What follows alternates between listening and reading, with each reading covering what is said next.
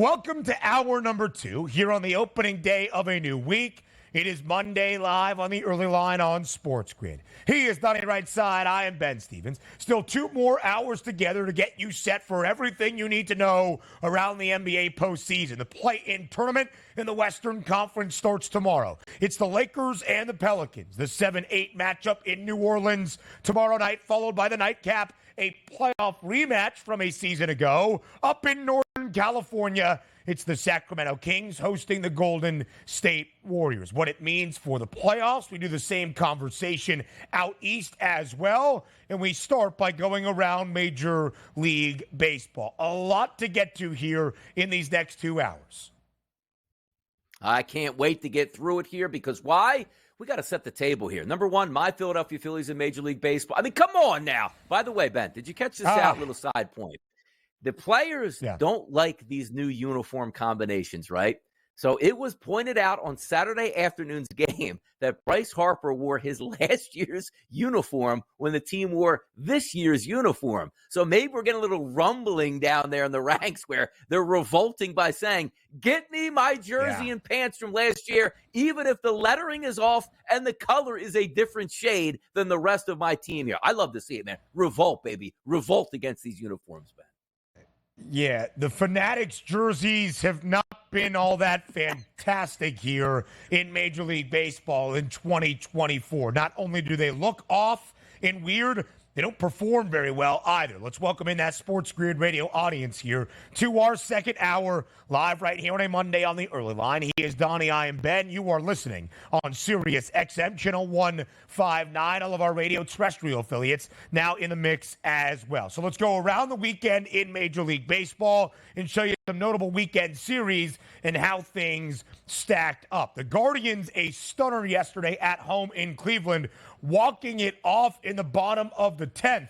It entered that 10th and extra inning, tied at 5. The Yankees scored 2 in the top of the 10th. The Guardians played 3 in the bottom of the 10th, and they avoid the sweep with an 8-7 victory. The Astros win a series. That's big in the in-state showdown and the ALCS matchup from a year ago against their divisional foe in the Texas Rangers. The Astros getting on the board, and a big one DRS yesterday in Baltimore. The Orioles do win the finale 6-4 over the Brewers, but Milwaukee off to a great start. They win the weekend set on the road in Camden Yards.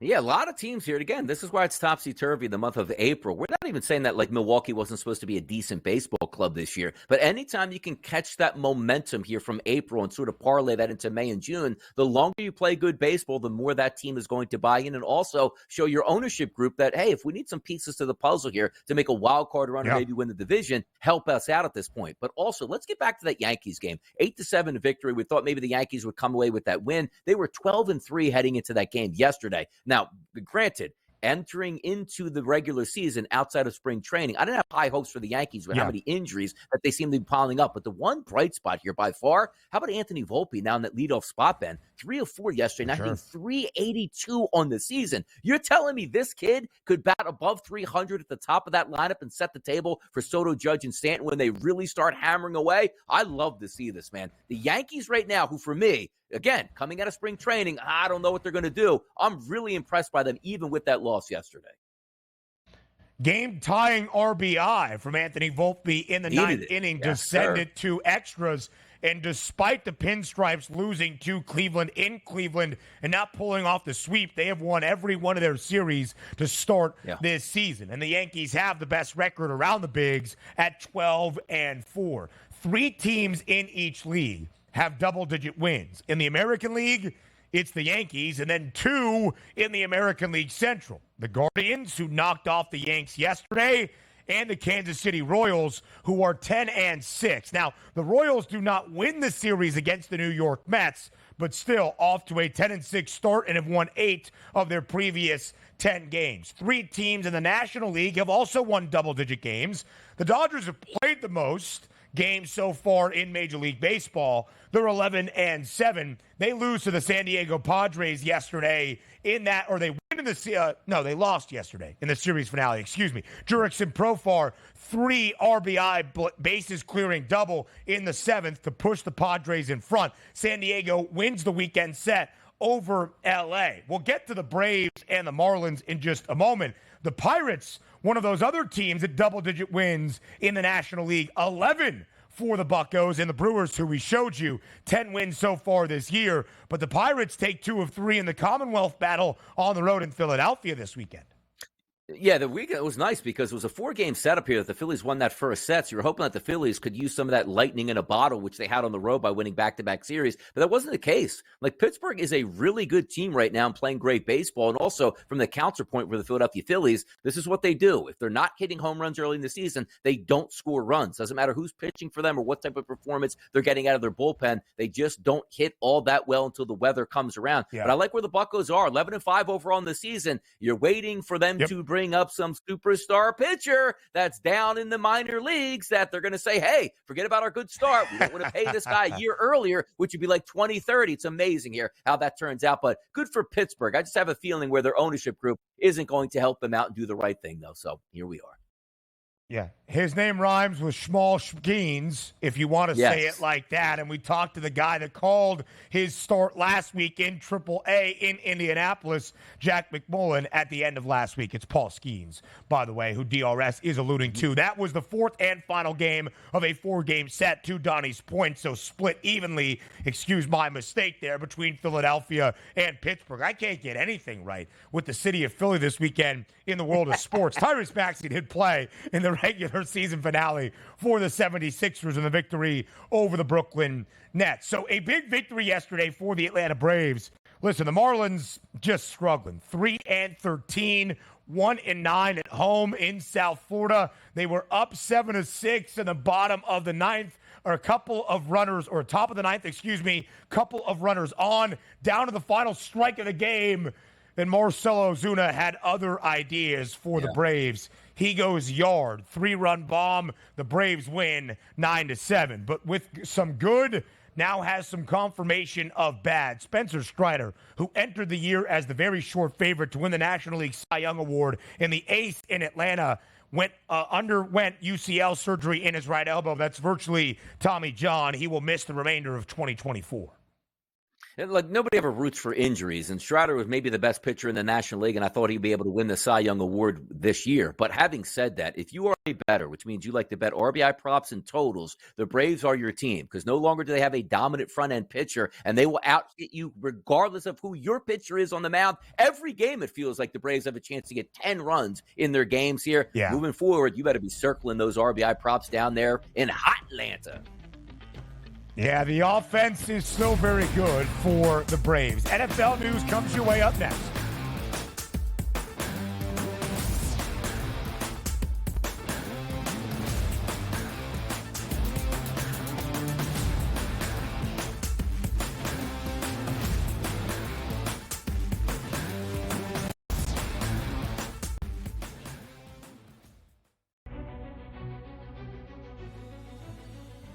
People that bashed him will be eating their words this year. Pretty heavily favored to be a first-round pick, minus 400 earlier this week. But that's not the surprise. If you're drafting J.J. McCarthy in the first half of the first round, you clearly believe not only is his starter, he's going to be your starter for years to come. But a popular bet was under 3.5 wide receivers in the first round. The tape doesn't lie, baby. Only on SportsGrid.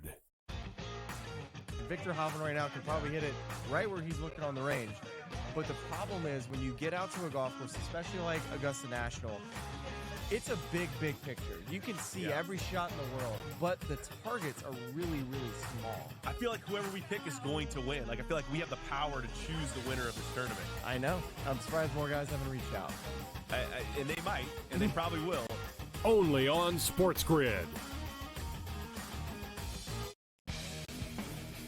89-87, 0.6 seconds remaining. Big drama here in this game.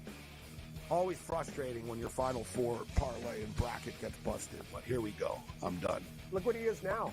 He's on FanDuel, plus 120.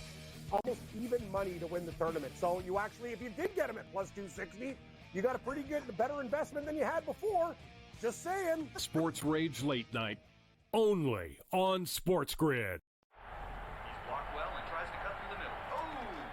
Your gut says Miami is going to win, and you should take the over. Your gut also said your NFT selfies would only go up in value. They didn't. But your head is on SportsGrid and knows the QB is in concussion protocol. The backup has a 45 QBR against the zone coverage. The New York D has the most sacks in the league. So yeah, trust your head. It's smarter to be on SportsGrid. Anyone that's been to a sporting event, the atmosphere before a game, I think Game Time Decisions has that same exact atmosphere. This is our arena. This is what we do. There is going to be an energy to Game Time Decisions that you will feel night in and night out. The excitement you get when you lock your bets in, when you're figuring out what you want to do, we can zone in on the biggest games each night. I want this to be the place that people come to before the games start so they feel as ready as possible to lock in their cards. We are going to hit every single one of those markets that you need to know about. We're going to go through every single thing, and I've got a great team behind me that's going to help me get the job done. There is not going to be a better place, I promise you, than Game Time Decisions to get that new information, react to it, and be able to then bet accordingly. We will have everything at our disposal, and we will use that to our advantage. I'm Kevin Walsh. Tune into Game Time Decisions from 6 to 8 p.m. Eastern on SportsGrid.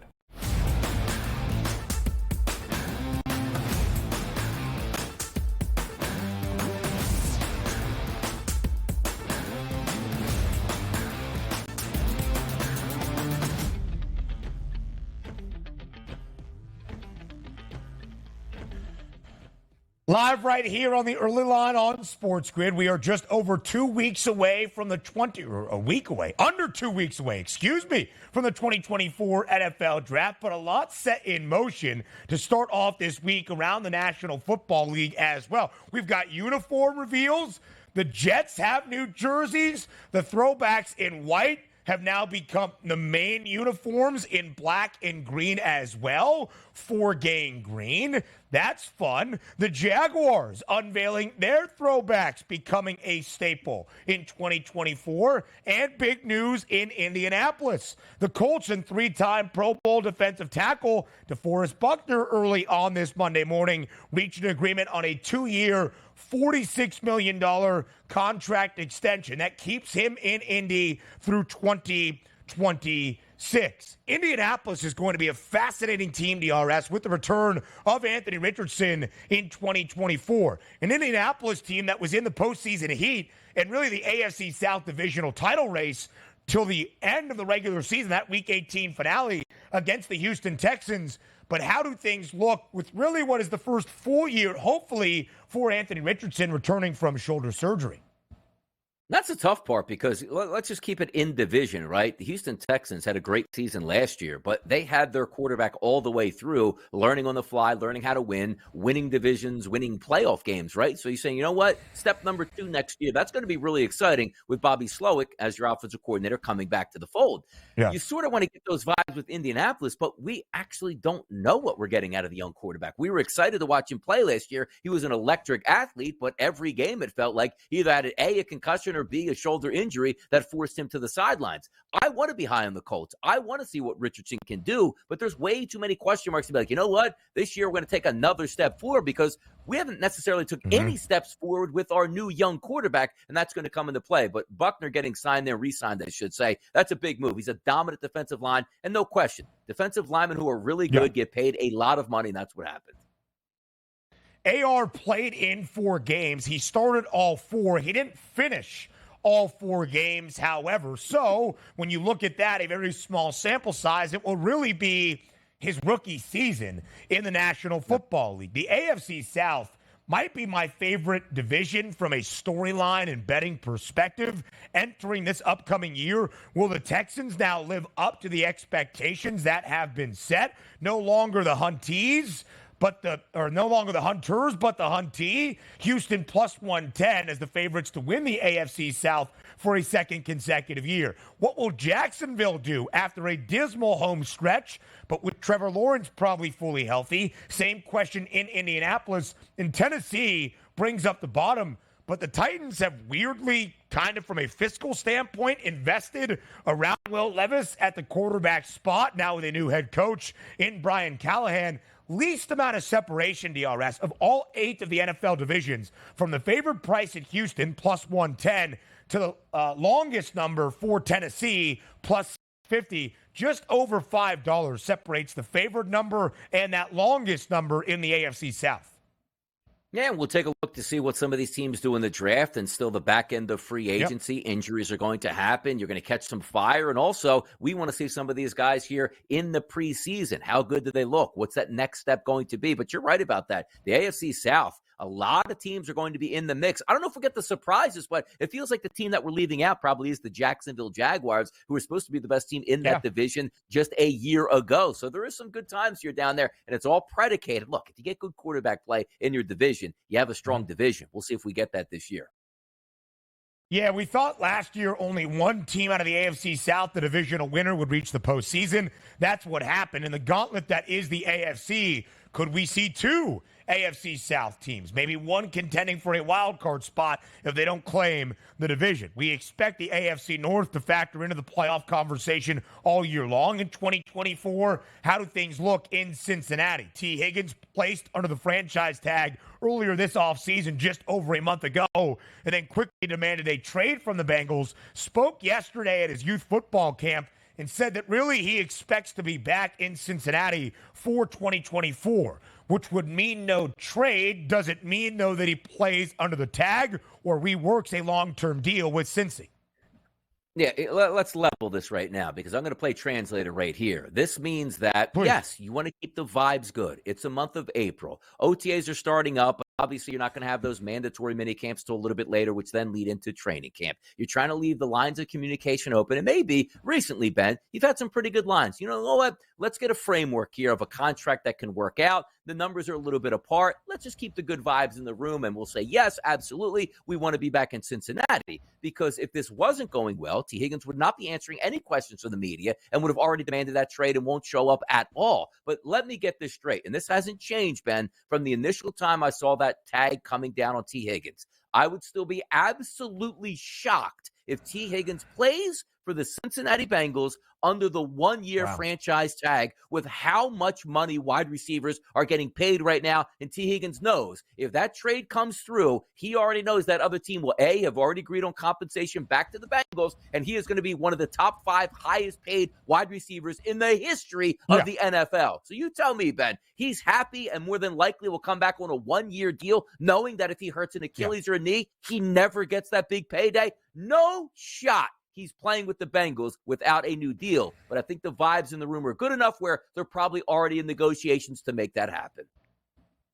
I wonder what that new deal looks like, knowing that T. Higgins is about to enter year number 5, and he's been really productive in his National Football League career. Only 12 games last year, but in his first 3 years, at least 900 yards and at least 6 receiving touchdowns. But what does the deal look like for T if he's not really the wide receiver number 1? And this is not a shot at T. Higgins, but Jamar Chase is the best wideout in that room. Is it 1 and maybe very closely 1A? Sure. But Jamar Chase is going to get a bag. How does it look for then T. Higgins? And could the number for Higgins then influence the Bengals to overpay Jamar Chase? So on and so forth. Would the Bengals want to show their hand for T. Higgins to influence those contract extension talks with Jamar Chase on the horizon as well?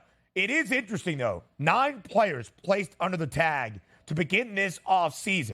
Only 2, that is T. Higgins and Antoine Winfield Jr. for Tampa Bay, have not signed a new deal either with their respective club or with a new team, a.k.a. L'Jarius Sneed with the Tennessee Titans and Brian Burns with the New York Giants. And as we approach the draft, it's really the next big monumental date on the NFL calendar, DRS.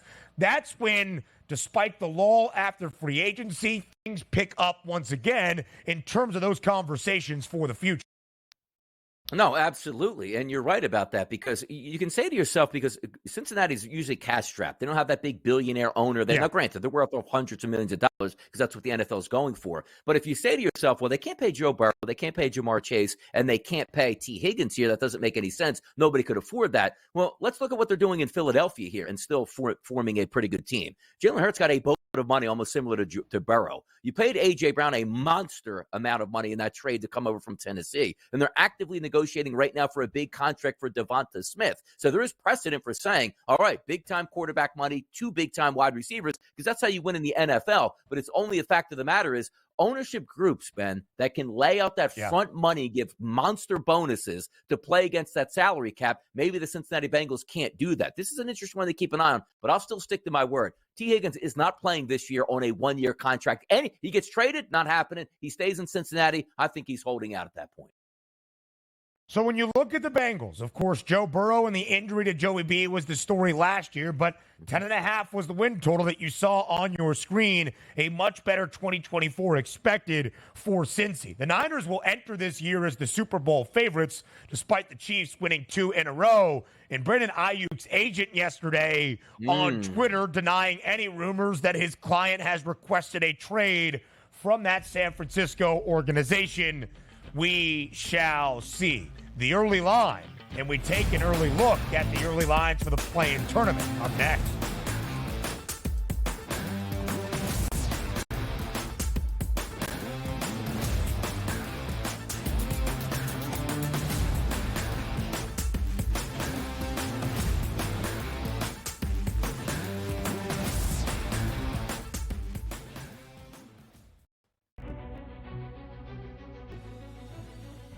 People that bashed him will be eating their words this year. Pretty heavily favored to be a first-round pick, minus 400 earlier this week.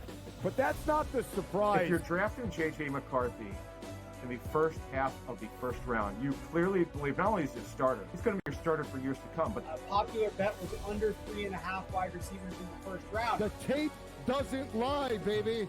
Only on SportsGrid. Victor Hoffman right now can probably hit it right where he's looking on the range. But the problem is when you get out to a golf course, especially like Augusta National, it's a big, big picture. You can see every shot in the world, but the targets are really, really small. I feel like whoever we pick is going to win. Like, I feel like we have the power to choose the winner of this tournament. I know. I'm surprised more guys haven't reached out. And they might, and they probably will. Only on SportsGrid. 89-87, 0.6 seconds remaining. Big drama here in this game. Always frustrating when your Final Four parlay and bracket gets busted, but here we go. I'm done. Look what he is now. He's on FanDuel, plus 120. Almost even money to win the tournament. So you actually, if you did get him at plus 260, you got a pretty good, better investment than you had before. Just saying. Sports Rage Late Night. Only on SportsGrid. Your gut says Miami is going to win, and you should take the over. Your gut also said your NFT selfies would only go up in value. They didn't. But your head is on SportsGrid and knows the QB is in concussion protocol. The backup has a 45 QBR against the zone coverage. The New York D has the most sacks in the league. So yeah, trust your head. It's smarter to be on SportsGrid. Anyone that's been to a sporting event, the atmosphere before a game, I think Game Time Decisions has that same exact atmosphere. This is our arena. This is what we do. There is going to be an energy to Game Time Decisions that you will feel night in and night out. The excitement you get when you lock your bets in, when you're figuring out what you want to do, we can zone in on the biggest games each night. I want this to be the place that people come to before the games start so they feel as ready as possible to lock in their cards. We are going to hit every single one of those markets that you need to know about. We're going to go through every single thing, and I've got a great team behind me that's going to help me get the job done. There is not going to be a better place, I promise you, than Game Time Decisions to get that new information, react to it, and be able to then bet accordingly. We will have everything at our disposal, and we will use that to our advantage. I'm Kevin Walsh. Tune into Game Time Decisions from 6 to 8 p.m. Eastern on SportsGrid.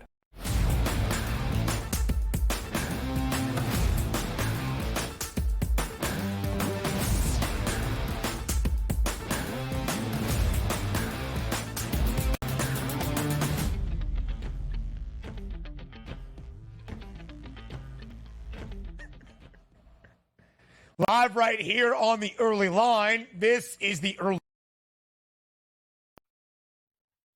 Well, how about that? Yeah, this is the early line as Ben Stevens gets so caught up here as we break down the NBA and take a look at what's actually next on the NBA card. Whereas we go back to last weekend's action in the NBA, and quite frankly, heading down the stretch, it was amazing to watch some of these teams fall off. And some of these teams certainly try to get themselves back on track. But if we're taking a look overall at some of the playoff series as we get there, the two make the playoffs action, and also taking a look at who's going to win the Eastern Conference, Ben, we got a big week here. New Orleans, LA, Sacramento, Golden State, Miami, Philadelphia, and Atlanta, Chicago. Here's what we love, too, because a couple years ago when they first put this in, as we preface it, LeBron James and the rest of the superstars, not really happy. Saying, it seems like extra games. I'm probably never going to have to be in this round. What am I doing here? But it's actually saved some of these teams here and added a lot of excitement down the stretch in the NBA. So it's great that we're talking about, it's almost like a playoff round before we get to the playoffs, albeit in college basketball, the first four before we move into the field of 64. I love it. The Lakers have almost exclusively been in play-in tournament conversations in the last 3 years. They missed out 3 years ago. They made it a season ago. And, of course, from the play-in tournament, made it all the way to the NBA's Western Conference Finals. And now here they are to start off the play-in round tomorrow night on the road in New Orleans, where they won yesterday in the regular season finale by 16 behind a triple-double from LeBron James, 28 points, 17 dimes, 11 rebounds against the New Orleans Pelicans. Now, the Pels have home floor advantage, but if you're looking for a win and into the playoff games, here is really where you stare at the line. 1 point spread in favor of the Lakers, 4 cents of difference on that money line. Minus 110 for LA, minus 106 for the Pels. I think if you were to ask LeBron James now how he feels about the play-in tournament, he would say he loves it. If you asked him after the game and the Lakers get a win, he would tell you it's the best thing the NBA's ever done. Yeah, it's great stuff here. The theater really turns out, and also we're getting superstar players playing in essentially win-and-go-home games. Now, this obviously game between the Lakers and the Pelicans. If you win, you get to advance, which is great. If you lose, you still get a second chance at it. But this is an interesting line because what are you trying to factor into yourself? If we go up and down the roster and just go superstar talent for upcoming talent, I do believe the Pelicans roster is better overall than the Los Angeles Lakers. But you have Anthony Davis, championship, LeBron James, multiple championships, and that pedigree heading into it makes a lot of sense. And also, let's keep in mind, the Lakers just beat the Pelicans here, so a little bit of that, we're coming right back here to the same place here. We're going to do it again, and I can't fault that, but I do think it's interesting where the Lakers are the favorites here on the road to take on the Pelicans. Now, early week, you'd be crazy to find Donnie Rightside going with the Pelicans at this point because we don't trust that pedigree here. But if they catch it, they're the better team. Like, they're the better team, but I don't know if I can actually bet on them this week. I just can't do it. I love that breakdown. Up and down the roster. Sure, the Lakers have LeBron James and Anthony Davis, and they're familiar here with the play-in tournament setting. The Pelicans are still better, but I'm not going to bet the Pelicans. However, I will say this. New Orleans did win 4 straight prior to yesterday's loss in the regular season finale. That was the most critical game, though. They could have been out of the play-in tournament, not having this conversation, but they lost at home as a 3-point favorite. As an underdog, though, they have won outright in 4 of their last 5 games as a dog, 3 of the 4 games in the win streak prior to the finale outright as an underdog. New Orleans is the best team in the NBA by a pretty comfortable margin as a dog this year. The Pels are one of 2 teams that has a winning record outright as an underdog alongside Indiana, and New Orleans has the best outright record as a dog, 18-14 straight up. Now, are they technically an underdog tomorrow? Yes.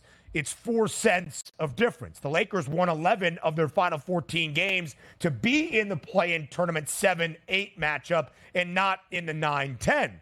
Speaking of the 9-10, it's Golden State and Sacramento. The Kings will have home floor advantage in California's capital, a rematch of the opening round playoff series last year that went to 7 games and Golden State was victorious. Sacramento 2.5-point home underdog against Golden State. Total of 225. Donnie, I'm fascinated by these over-unders for what is postseason basketball, albeit a play-in tournament. The Lakers over in 10 of their final 14, but it's 225 and a hook. Lofty. Same conversation for the Dubs and the Kings, over-under 225.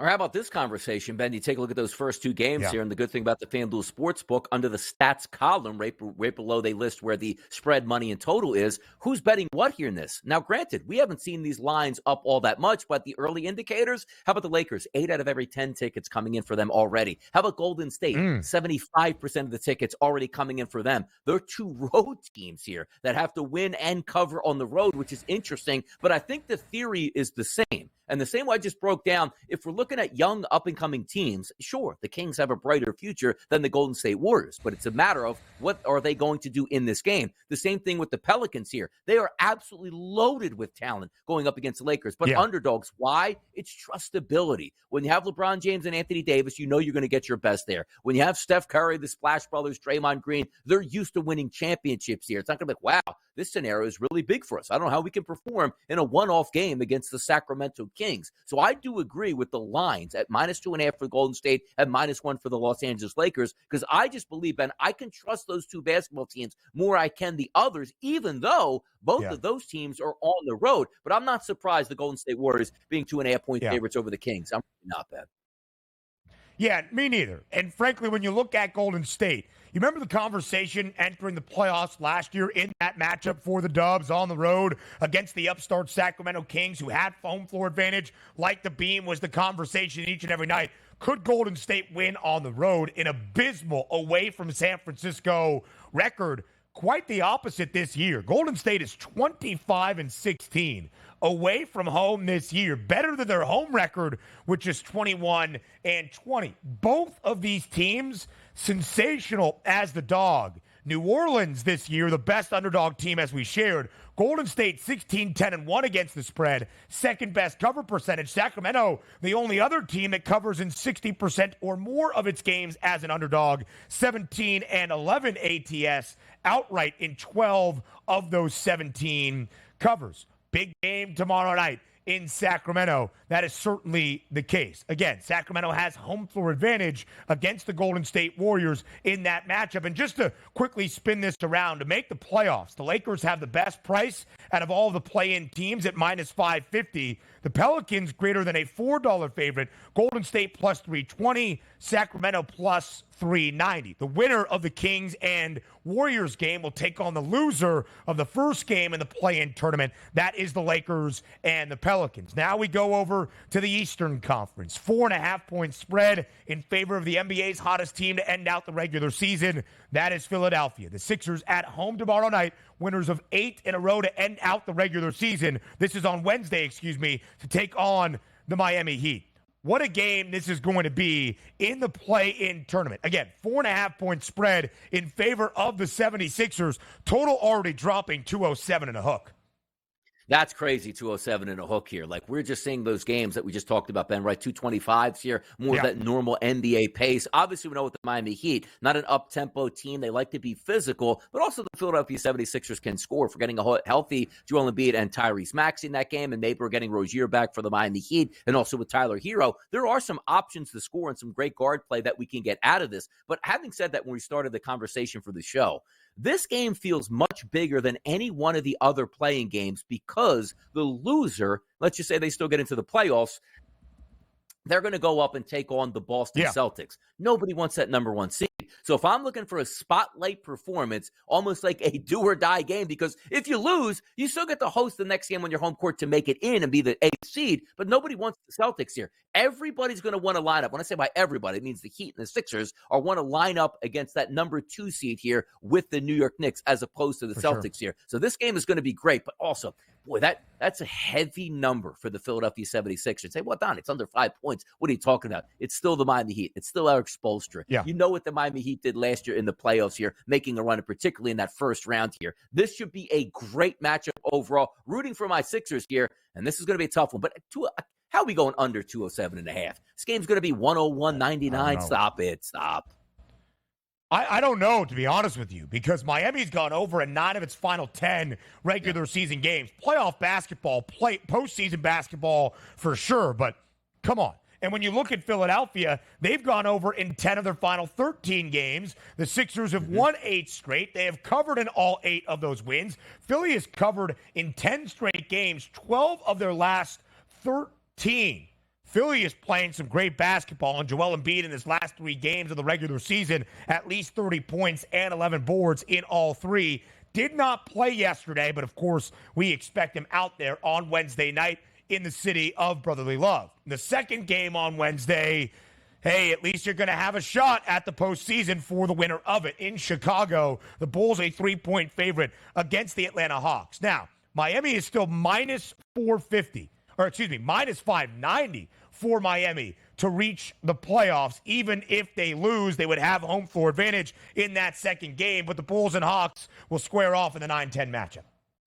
Yeah, the Bulls -3. I think that's the competent way to go in this one. I just haven't seen enough for the Atlanta Hawks. And quite frankly, the Bulls really played well against the Knicks. And you take a look at the Hawks, who had starters and they got pasted yesterday. I think the Bulls at home.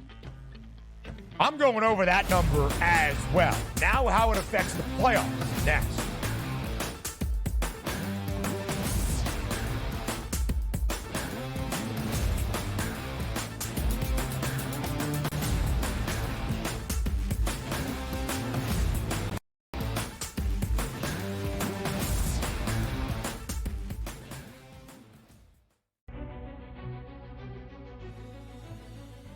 People that bashed him will be eating their words this year. Pretty heavily favored to be a first-round pick, minus 400 earlier this week.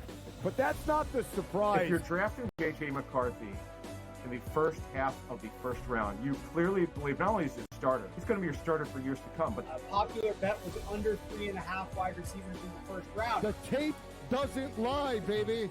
Only on SportsGrid. Victor Hovland right now could probably hit it right where he's looking on the range.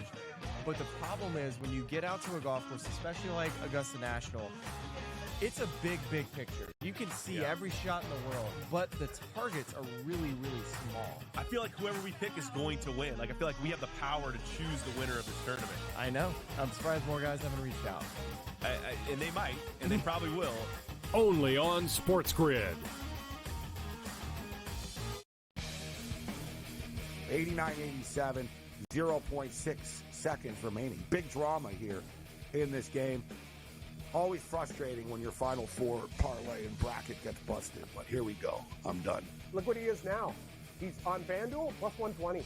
Almost even money to win the tournament. So you actually, if you did get him at plus 260, you got a pretty good, better investment than you had before. Just saying. Sports Rage Late Night. Only on SportsGrid.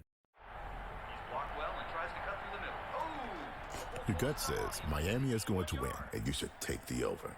Your gut also said your NFT selfies would only go up in value. They didn't. But your head is on SportsGrid and knows the QB is in concussion protocol. The backup has a 45 QBR against the zone coverage. The New York D has the most sacks in the league. So yeah, trust your head. It's smarter to be on SportsGrid. Anyone that's been to a sporting event, the atmosphere before a game, I think Game Time Decisions has that same exact atmosphere. This is our arena. This is what we do. There is going to be an energy to Game Time Decisions that you will feel night in and night out. The excitement you get when you lock your bets in, when you're figuring out what you want to do, we can zone in on the biggest games each night. I want this to be the place that people come to before the games start so they feel as ready as possible to lock in their cards. We are going to hit every single one of those markets that you need to know about. We're going to go through every single thing, and I've got a great team behind me that's going to help me get the job done. There is not going to be a better place, I promise you, than Game Time Decisions to get that new information, react to it, and be able to then bet accordingly. We will have everything at our disposal, and we will use that to our advantage. I'm Kevin Walsh. Tune into Game Time Decisions from 6 to 8 p.m. Eastern on SportsGrid.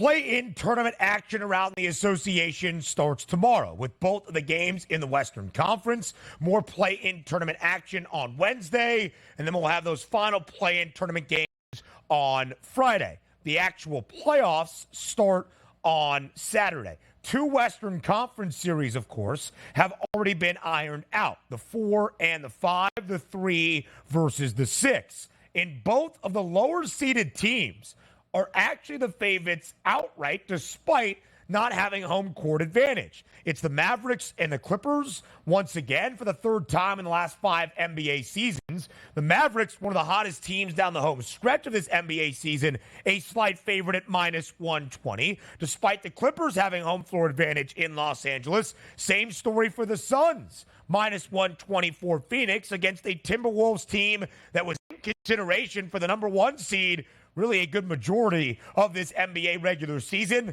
but now they finish as the 3 seed. When you look at the outright odds first and foremost, how do you expect these series to play out? Awesome, because you take a look at the numbers, -120, -102 splits in both of these series, which basically shows you we're roughly around to pick them. Now, if you're saying which one is mildly surprised, I'm not surprised by the Dallas Mavericks. Full gas on that team. The way Luka Doncic is playing, every bit can be an MVP. I think he can bolster the Mavericks, where I do think they have a legitimate chance to get past the Los Angeles Clippers, even though, Ben, they don't have home court advantage. Now, the questions are always going to come up, and I'm going to take those questions right now. That's the Timberwolves and the Suns. The Suns are a -120 favorite. I don't think that should be the case, to be honest. Karl-Anthony Towns is back. The Timberwolves are going to have home court advantage. And the trustability that we talk about with the Suns, for me, still isn't there yet. So if we're looking at both of those, again, roughly close to a pick'em. Nobody's a heavy favorite. Disagree slightly that we have the Phoenix Suns as a favorite, but I mildly like the Dallas Mavericks as a slight favorite as well.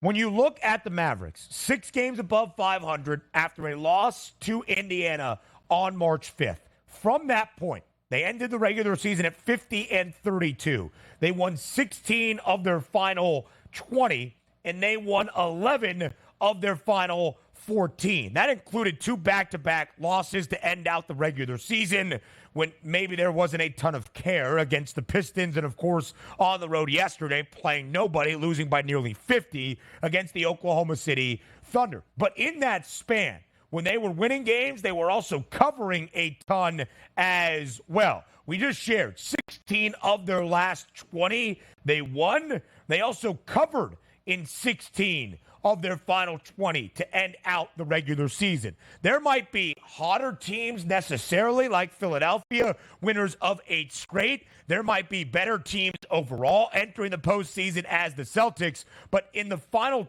month and a half of this NBA regular season, nobody has put together a better record than the Dallas Mavericks. Again, 3rd playoff matchup between the Mavs and the Clippers in the last 5 years. Both opening round series prior in 2020 and in 2021. The Clippers won both in 6 games in 2020, in 7 games in 2021. That's interesting to me, though, DRS. Doesn't that say to you there should be some health concerns for LA, that maybe the Clippers are not going to be at full strength to have home floor advantage? If you had home court advantage and you have Kawhi Leonard, and you have Paul George, and you have James Harden, and you have Russell Westbrook, wouldn't that team at least be a slight outright favorite? Maybe it's just an odds flip. -120 for the Clippers, -102 for the Mavs. I am really surprised to see Dallas as the favorite in this series. Yeah, and again, heading down the stretch, right? And you're right about that, because what was always the thought process behind the Clippers? No matter what we say, by the time they get to game number 1, they're not going to be healthy in the playoffs, because why, they never are. So maybe there's a chance where they're not healthy, but we'll find out certainly who's going to be in that starting lineup. And still, we're not talking about this saying, hey, Ben, this game is tonight. Let's see what happens on the court. Look at where it says this first game, 5:00 p.m. Actually, I don't think that's the right. They don't have a time yet, but I believe it's due for Sunday coming up this weekend. But that's a whole week-long process where you should be healthy, and we're not calling on any things. But again, the Kawhi Leonard camp, The guy had a torn ACL, and we were listing him on a night-to-night basis as questionable, even though he wasn't even the same city that his team was playing in. So we know NBA teams can be real coy about who's in and who's out, but I think it just comes down to how well the Dallas Mavericks, I'm talking about Kyrie Irving and Luka Doncic, have been playing down the stretch. I think that's buoying a lot of those bets coming in here to the FanDuel Sportsbook, where we're not trusting the Clippers, but we love what we see out of the Mavericks right now, Ben. And how much stock are you putting into regular season success and the sample size all year long, the Minnesota Timberwolves, 30 games above 500, or the idea that the postseason is its own beast in its entirety? And who would you rather have than Kevin Durant, Devin Booker, and Bradley Beal all on one side? Well, the odds makers, of course, have Phoenix as that slight series favorite at minus 120. I do want to make this point to the Western Conference odds, where you look at things right now. Phoenix and Minnesota have the same exact number to win the Western Conference at plus 850, tied for the fifth best number. Again, Phoenix minus 120, Minnesota minus 102, pretty much up in the air from the odds perspective for a best-of-7 series outright number. When you look at LA and Dallas, the Mavericks at 8-1, the Clippers at 6-1, a $2 gap, despite the fact that Dallas is favored to win the series. That's interesting to me as well. It is interesting because, look, a lot of times we have to remind ourselves here, like the sports book is going to put out numbers here. And also the betting public, whether it be sharp or public, is going to push those numbers around. So you know what's going to be a surprise, Ben? What's a better question also? Clippers, Mavericks, Timberwolves, Suns, minus 120, minus 102. Which series for us is more likely to have that number move? Meaning like a minus 125? Or how about the Clippers turning into a favorite over the Dallas Mavericks? Are we waiting for injury information later the week? Or maybe how this shapes up? But those numbers will change here throughout the week. And for my money here, it's probably more likely, you know what's funny about that? Like, because I know we love the Suns because of how fun that big three is. But I got to tell you, like, I just think the Timberwolves, a game or two goes their different directions. They're the number one overall seed. So from a respect level, I don't look at it as disrespect that the Clippers are actually a slight underdog. But I do look for it as disrespect that the Timberwolves, completely healthy now in the playoffs in round number one with home court advantage, Ben, are an underdog here. So for my money, I would think that the Timberwolves eventually would pass the Suns before game number one as the favorite in that series.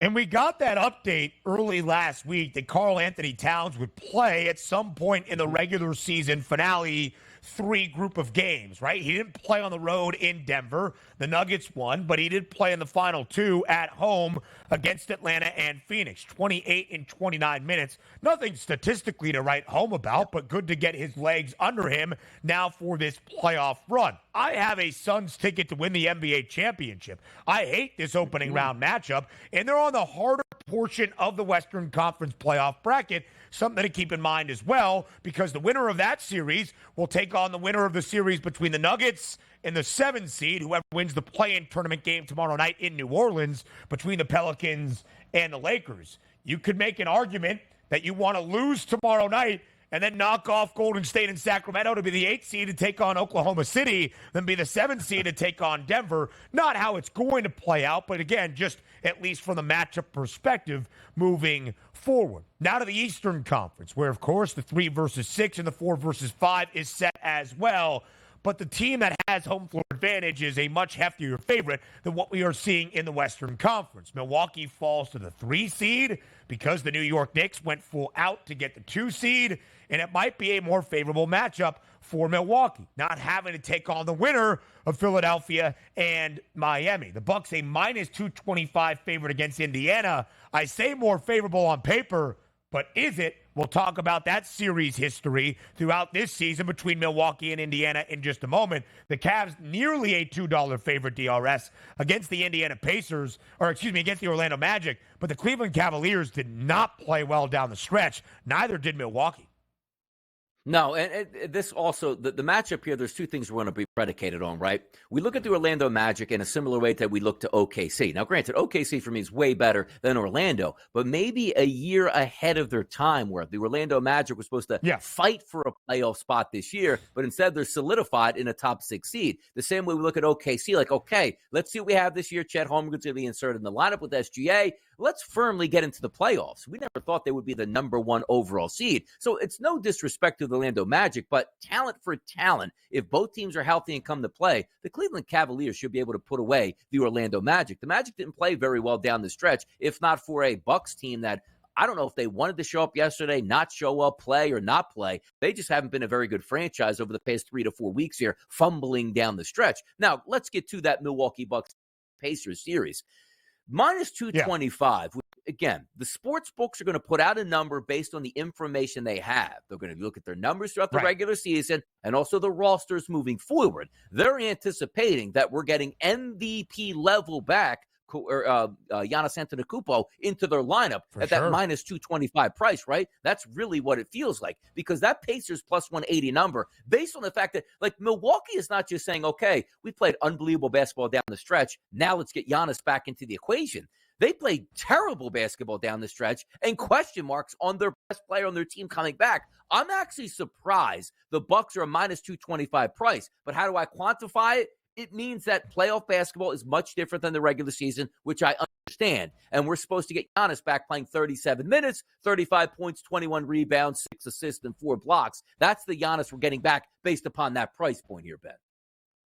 Yeah, absolutely so. I think it makes a lot of sense to take the Pacers and the series spread plus a game and a half. It's minus 128 if you want to do that for Indiana. And we have said this. These two teams have played each other outside of their 4 regular season games in the in-season tournament semifinal back in early December out in Las Vegas. And it has not been Milwaukee dominating Indiana. It's been the reverse. The Pacers have had the Bucks number. Indiana's won 4 of the 5 against Milwaukee this year.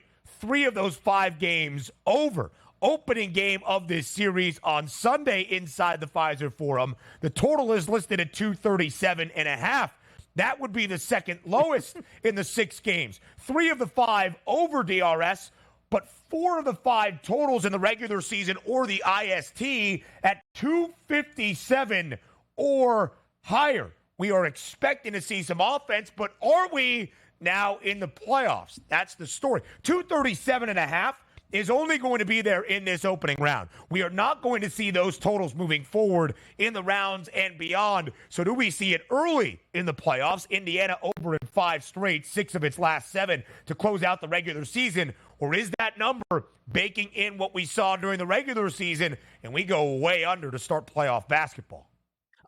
And it's also 2 different philosophies, Ben, because usually when you say, hey, man, these teams are going to get a full week's rest here after a long season grind, those legs should be in shape and going up and down the court. But also we know professional athletes are creatures of habit. What do you mean I'm not going to play a game for a full week? We can only do so much in a scrimmage on a Tuesday, Wednesday, and or a Thursday. But I'm led to believe, like, forget the 237.5, legitimate chance it does go over because that's the way the Pacers want to take this pace here. But the Pacers only getting 3.5 points in game number 1 right now. I love the Pacers in that game because if you want to win the series, you want to sting that team in game number 1 and take home court advantage away. Let's see how that one plays out. But 237.5, that means, you know what? We might have a really fun series to bet here prop-wise.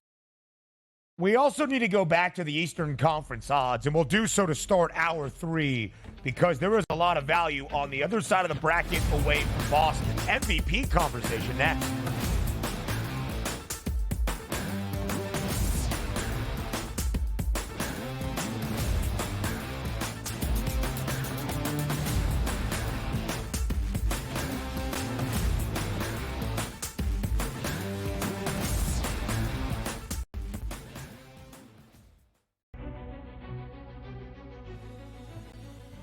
People that bashed him will be eating their words this year. Pretty heavily favored to be a first-round pick, minus 400 earlier this week. But that's not the surprise. If you're drafting J.J. McCarthy in the first half of the first round, you clearly believe not only is he a starter, he's going to be your starter for years to come. But popular bet was under 3.5 wide receivers in the first round. The tape doesn't lie, baby. only on SportsGrid. Victor Hoffman right now can probably hit it right where he's looking on the range. But the problem is when you get out to a golf course, especially like Augusta National, it's a big, big picture. You can see every shot in the world, but the targets are really, really small. I feel like whoever we pick is going to win. Like, I feel like we have the power to choose the winner of this tournament. I know. I'm surprised more guys haven't reached out. And they might, and they probably will. Only on SportsGrid. 89-87, 0.6 seconds remaining. Big drama here in this game. Always frustrating when your Final Four parlay and bracket gets busted, but here we go. I'm done. Look what he is now. He's on FanDuel, plus 120. Almost even money to win the tournament. So you actually, if you did get him at plus 260, you got a pretty good, better investment than you had before. Just saying. Sports Rage Late Night. Only on SportsGrid. Your gut says Miami is going to win, and you should take the over. Your gut also said your NFT selfies would only go up in value. They didn't. But your head is on SportsGrid and knows the QB is in concussion protocol. The backup has a 45 QBR against the zone coverage. The New York D has the most sacks in the league. So yeah, trust your head. It's smarter to be on SportsGrid. Anyone that's been to a sporting event, the atmosphere before a game, I think Game Time Decisions has that same exact atmosphere. This is our arena. This is what we do. There is going to be an energy to Game Time Decisions that you will feel night in and night out. The excitement you get when you lock your bets in, when you're figuring out what you want to do, we can zone in on the biggest games each night. I want this to be the place that people come to before the games start so they feel as ready as possible to lock in their cards. We are going to hit every single one of those markets that you need to know about. We're going to go through every single thing, and I've got a great team behind me that's going to help me get the job done. There is not going to be a better place, I promise you, than Game Time Decisions to get that new information, react to it, and be able to then bet accordingly. We will have everything at our disposal, and we will use that to our advantage. I'm Kevin Walsh. Tune into Game Time Decisions from 6 to 8 p.m. Eastern on SportsGrid.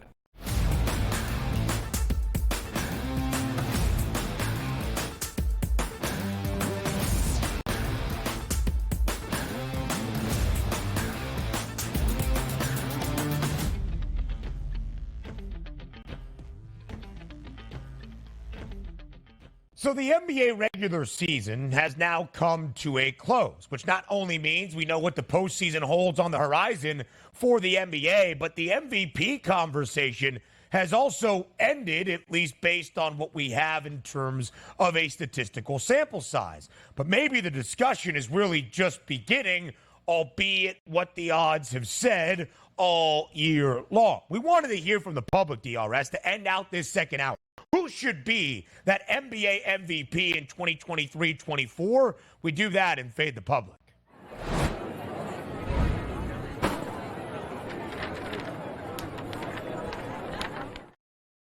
So it is a very interesting conversation, although this race has really been locked up, according to the odds makers and the NBA straw poll, for quite some time.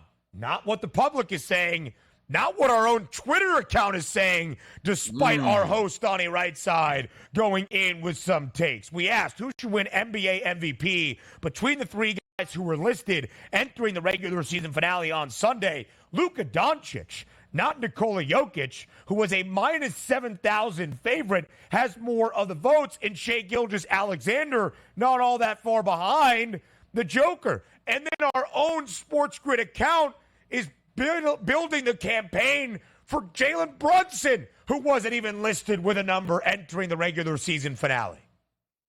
Yeah, I love this. You take a look at 32%, 27%, and 25% for Luka Doncic, Nikola Jokic, and SGA. I love where this is going, but also we have a tendency to do this as a human species, Ben, and that's hate on greatness here, right? Nikola Jokic, for just about the entire season, was the best player. But a lot of times it's what have you done for me lately when we're seeing Luka Doncic, and he is an unbelievable player, and yes, he is MVP worthy. But I don't think you could throw out the entire season of what we saw with Nikola Jokic and replace that for Doncic. If he got it, I wouldn't mind it, but I just don't think we can throw the baby out with the bathwater here, Ben. Nikola Jokic, come on, MVP. It is Nikola Jokic. We'll show you why when hour number 3 starts in just 55 seconds on the early line.